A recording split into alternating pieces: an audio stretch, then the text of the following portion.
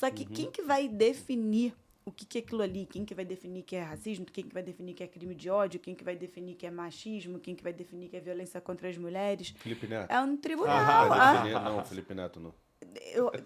Eu acho que tem a ver com alguém que está aqui, mas Está entre nós, está no meio de nós. Pode ser que seja Felipe Neto, pode ser.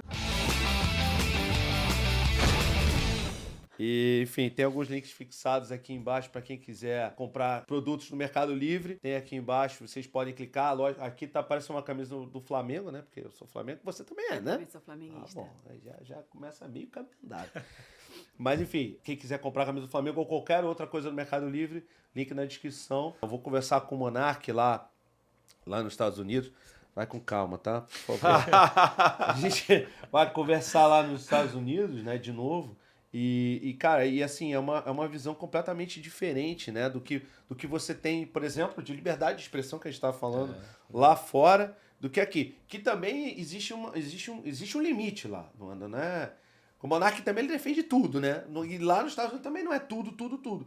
Mas é muito mais que aqui, né? A gente hoje tem uma política que tá minando justamente essa questão da liberdade de expressão, de uma forma geral, né? E aí uns falam que é um controle maior porque se fala muita coisa, e eu acho que assim, tudo que é falado na internet já está previsto nos códigos, quer dizer, é muito... Exato, o que é crime já está tipificado. O que é crime é crime, exatamente. Tá tipificado. Obviamente não é terra sem lei, mas já existe lei proibindo aquilo, né? Tipo, que é de fato racismo, que é de fato apologia, qualquer, né? Enfim, tem ali as suas limitações. Mas isso já está previsto no nosso Código Penal. Então, assim, não precisa de mais lei para isso. Não precisa mudar as leis da internet, não precisa censurar Twitter, não precisa de nada disso. Pois é, também acho, assim, acho um absurdo essa censura do Twitter. Eu, pessoalmente, se vocês querem saber minha opinião, se interessa para alguém, eu acho absurdo. Eu acho que a censura é uma rede muito grande para você... Sabe? Ela não tá só no Twitter. Agora o Twitter foi banido. Mas a gente fala muito porque o Twitter é a bola da vez. Sim, é a bola da vez. Mas o Twitter é a cereja do bolo. A censura ela foi escalonando, né? Enfim, esse caso do Twitter começou lá atrás com o Twitter Files. Mas, por exemplo, a gente teve no ano passado o PL 2630, que era o PL, a gente chamava ali de PL da censura, que era o PL que ia regulamentar as redes sociais. Eu lembro, o Deltan era ainda do Partido Novo, e ele falava muito sobre isso nas redes sociais, falando, a gente vai ter censura de versículos bíblicos.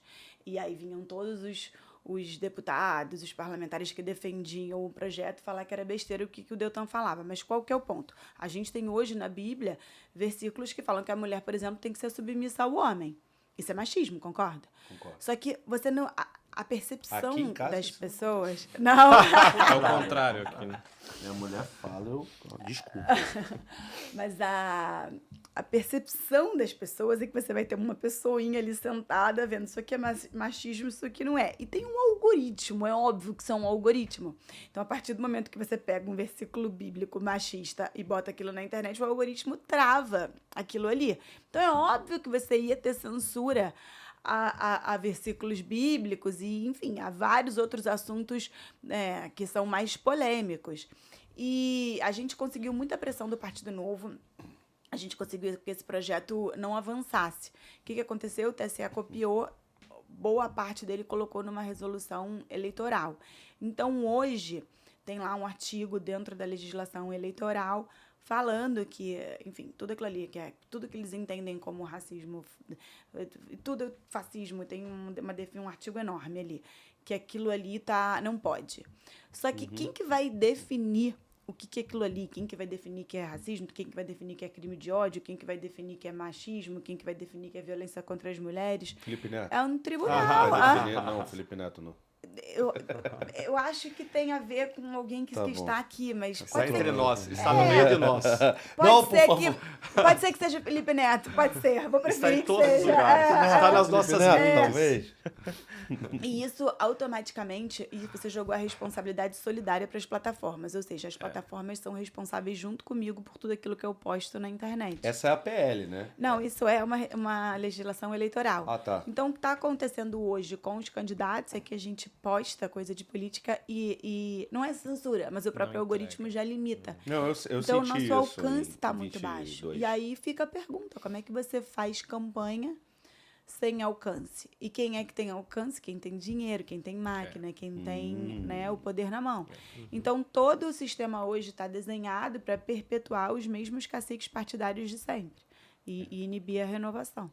É porque, na prática, as eleições sempre se construíram a partir de apoios, né? Então, você queria ser candidato, trazia os partidos, trazia os cabos eleitorais, dava dinheiro, colocava santinho, material, etc., e você sabia mais ou menos quantos votos você ia fazer. Com as redes sociais, isso não é absolutamente necessário. Se você tem um bom discurso, se você tem uma boa comunicação, você não precisa do intermediário. Ou seja, acaba desfazendo todo esse sistema que essa turma mais antiga da política estava acostumado. Isso incomoda. Sim. Isso incomoda porque se torna imprevisível. Né?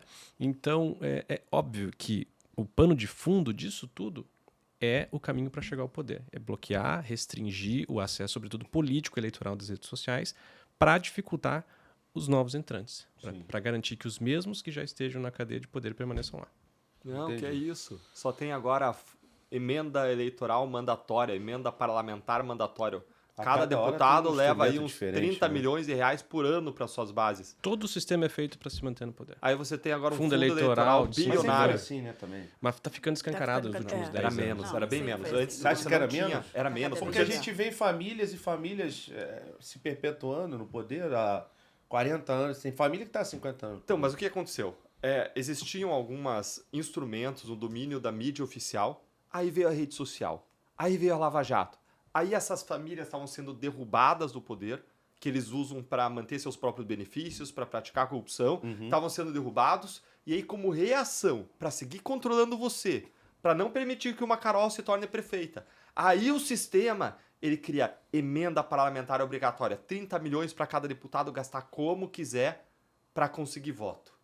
Aí eles criam um fundo eleitoral que antes era de alguns poucos milhões, foi para 6 bilhões, tirar da saúde, educação, segurança. Vai tirar de tudo. E vai para as campanhas eleitorais dos grandes entregues pelos caciques para as pessoas que eles querem manter no poder.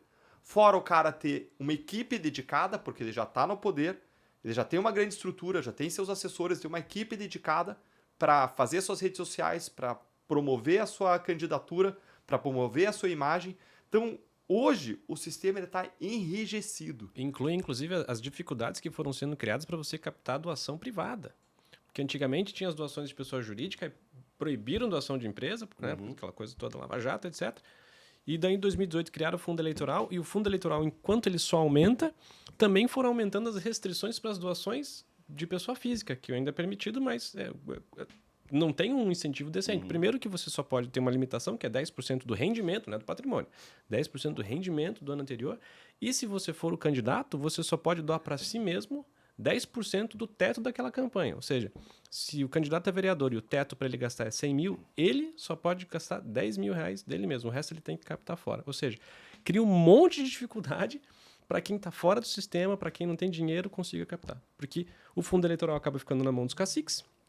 Eles escolhem para onde vai os recursos, os deputados já têm suas emendas parlamentares, é todo desenhado para ficar como está. E deixa eu acrescentar uma outra coisa que piorou. Aí você tem a rede social, o ambiente livre, e aí vem as amarras, e aí os posts não andam quando é de candidato, quando é de debate eleitoral. Aí você podia impulsionar, mas aí o TSE restringe tantas regras, amarra tanto as regras, que um dos principais canais para o candidato chegar no eleitor, especialmente o candidato novo de renovação, era o YouTube.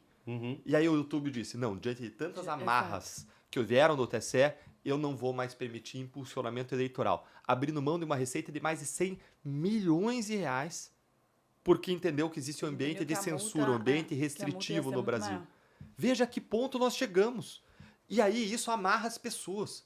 As pessoas ficam amarradas, elas estão acorrentadas ao sistema sem perceber. Elas têm medo. E aí precisa de coragem. A gente volta para o que a gente falou aqui. Calma. Isso é um estado de exceção que a gente está vivendo, né? E é complicado a gente ter que pensar em tudo, né? Eu fiz a primeira resenha com o Monark, por exemplo, que eu fiz, voltando a esse assunto, assim, obviamente eu não aprovo tudo que ele fala umas coisas assim meio aleatórias também, até de astronauta, deuses astronautas, essas coisas assim. Mas assim, a gente tinha que se policiar e tinha que Muita gente não entendeu, sofri muita crítica, porque eu falei, olha, isso é a opinião dele, não é a minha necessariamente e tal. E aí, enfim, eu sofri muita crítica com isso, mas se a gente não faz isso, o YouTube, ele tem a prerrogativa de me punir. Sim, tem. Porque eu tô sendo conivente com uma opinião. Porque ele é responsável solidário. Exatamente. A você, né? Exatamente. Tipo, pela lei, né? Responsabilidade solidária é um termo jurídico que é exatamente isso. Exatamente. Se você responder, eles vão responder junto. É. E aí eles falam, cara, eles filtram.